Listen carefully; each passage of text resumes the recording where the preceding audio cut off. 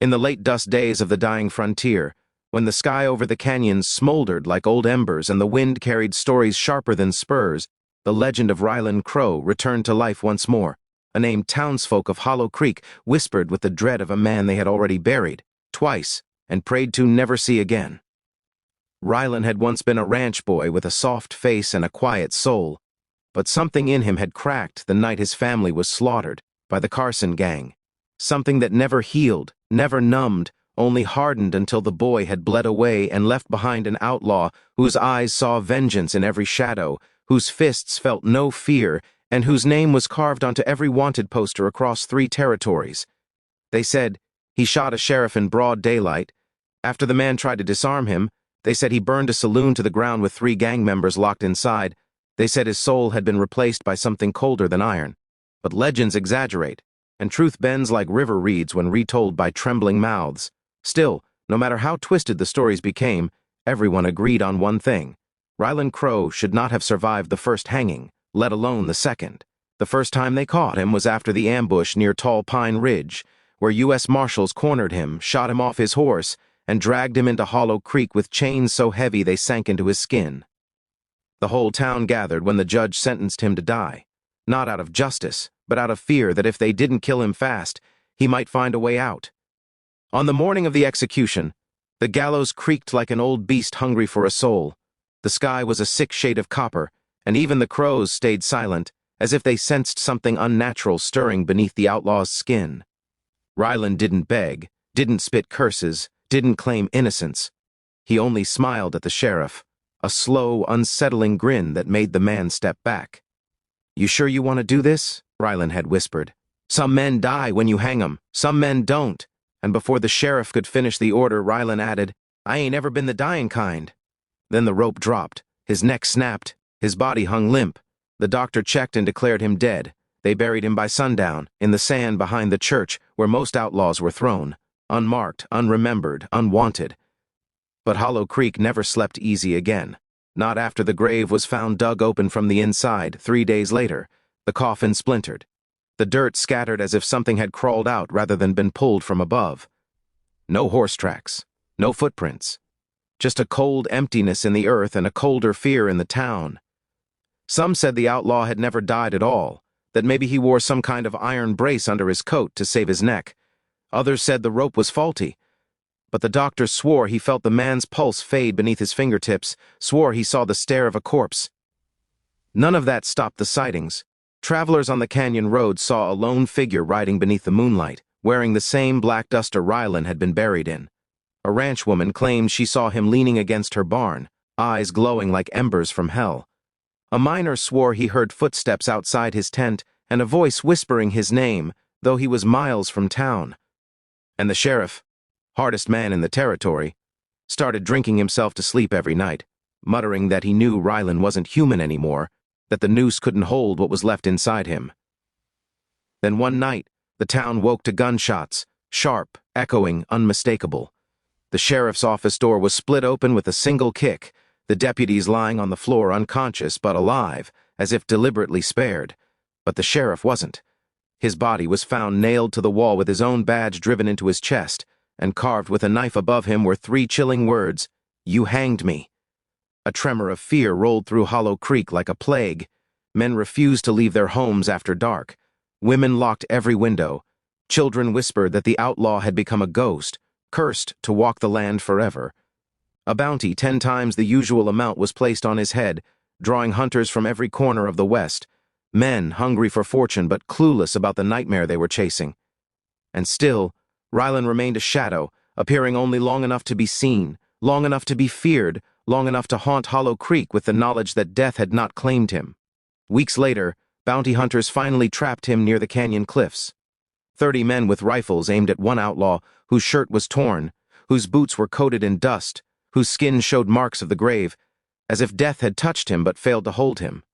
When they demanded he surrender, he looked at them with calm, deadened eyes and said, "I already died once, maybe twice. You think bullets scare me now?" They opened fire. Dust exploded around him, rocks shattered, and his body fell from the cliff into the abyss below. Again, they thought it was done. Again, they were wrong. 2 weeks later, he was found walking through a storm near Hollow Creek, alive, limping, wounded, but undeniably breathing. That was the last straw for the mayor, who gathered a militia and swore that this time the outlaw would die for good.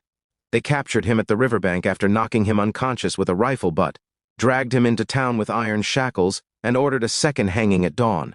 The preacher begged them not to kill a man twice, claiming it violated God's natural laws, but fear is louder than faith, and the townsfolk shouted for blood. On the morning of the second execution, Rylan stood on the platform again, bruised, bleeding, but smiling as if the rope above him was nothing more than a joke. "You can send a man to hell," he said softly, "but hell won't always take him." With trembling hands, the sheriff's replacement pulled the lever. The rope snapped tight. His body jerked, then stilled. This time they waited hours before calling him dead. The doctor stabbed his chest with a long needle to test for response. Nothing. They watched for breath. Nothing. Finally, they burned the body, fire roaring, sparks flying, until only ashes remained.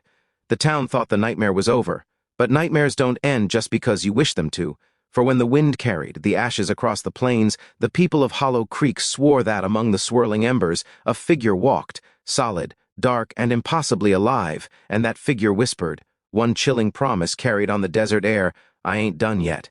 They called it superstition, called it fear-driven madness. But in the months after Rylan Crowe's ashes were scattered, the people of Hollow Creek lived like prisoners of an unseen terror. Horses refused to graze near the old hanging grounds, wolves howled at empty air, and the church bells rang on their own some nights as if warning the town that something restless was drifting through their streets. The mayor tried to declare the outlaw officially gone, hanging a certificate outside his office stating that Rylan Crowe had ceased to exist, but paper has never held back the dead or the living. It began with small sightings, a stranger in a black coat standing on the ridge at sunset, boot prints appearing overnight outside the sheriff's office, though the door remained bolted and guarded, the faint sound of a man humming an old frontier lullaby near the cemetery, the same tune Rylan was known to whistle before he drew his gun. Then came the letters. Unmarked envelopes slipped under doors at night, each containing a message written in crooked, familiar handwriting. "Justice ain't finished. You owe me. A rope can't break what I am." Some swore the words were written in dried blood. Others swore they had seen shadows move, although no wind blew.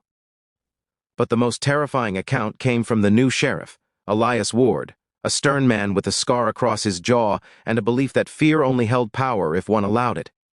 Sheriff Ward had laughed at the legends, calling townsfolk fools for believing a dead man walked among them, until the night he woke to footsteps inside his home. He grabbed his revolver, crept through the dark hallway, and found a man sitting at his dining table, hat pulled low, coat torn at the shoulders, boots leaving trails of dust on the wooden floor. The lantern glow revealed a face that should have been impossible, skin pale like old bone, eyes filled with a strange, unholy calm. "Rylan Crowe, I don't want trouble," the outlaw said quietly, tapping a finger against the table. "Not unless trouble comes for me first." Sheriff Ward raised his gun, but the outlaw didn't flinch. "Bullets won't help you," Rylan said. "Not against what I've become." Then, without rising from the chair, he vanished, like smoke pulled into a draft, leaving behind only a cold wind and a single black feather.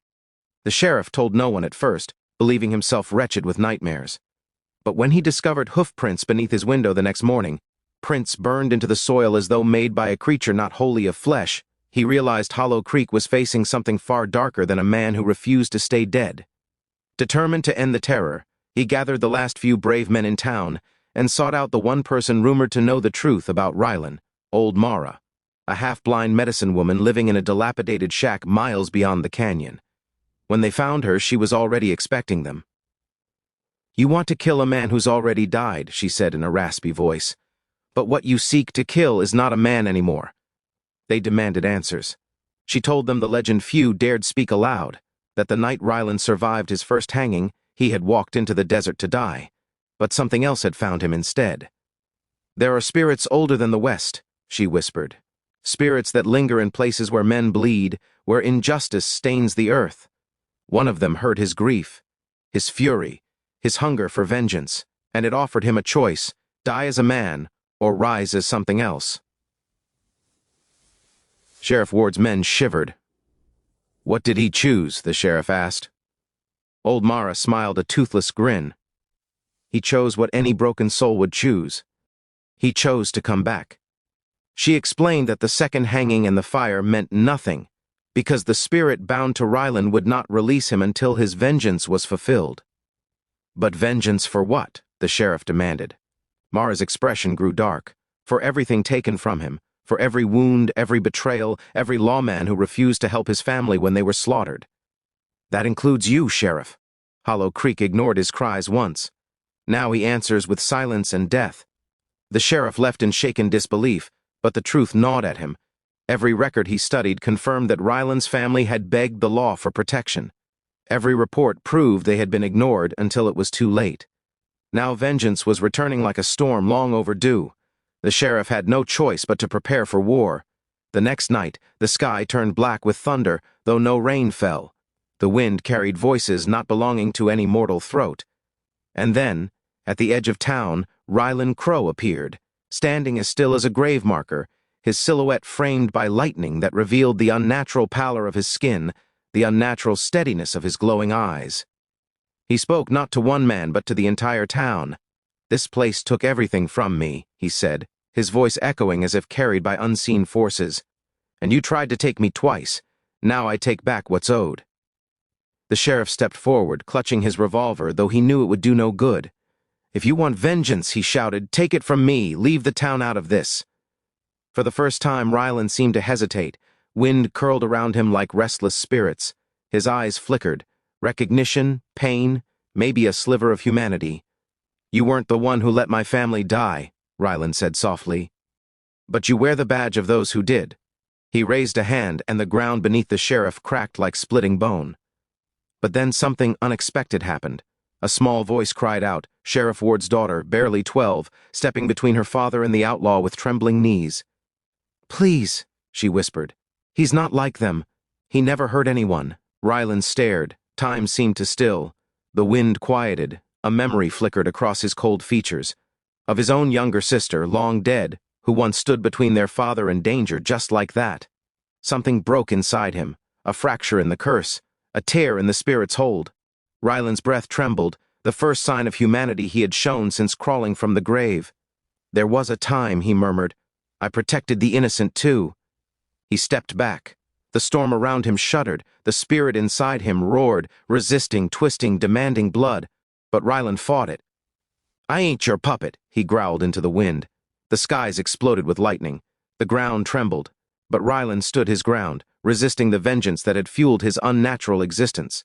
Sheriff Ward watched, understanding for the first time that the outlaw was not a monster, but a man imprisoned by something ancient and merciless. "If you fight it," the sheriff shouted, "you can end this." Rylan gritted his teeth, forcing back the darkness screaming in his veins. "I died twice already," he said. Maybe it's time I stay dead." With a final roar, he turned the curse inward, letting the spirit consume what remained of his unnatural life. His body glowed with ember-like cracks, light pouring from his chest as if his soul were burning itself free. The wind howled, swirling dust into a tornado of sparks. Then, silence. When the air settled, Rylan Crowe lay on the ground, eyes closed, face finally at peace. No movement, no breath, no resurrection. Hollow Creek buried him a third time, this time with a marker carved simply with his name, not as an outlaw, but as a man finally released from the chains of vengeance. And as the years passed, children grew up hearing his story not as a ghost tale, but as a warning that justice ignored will always return, one way or another.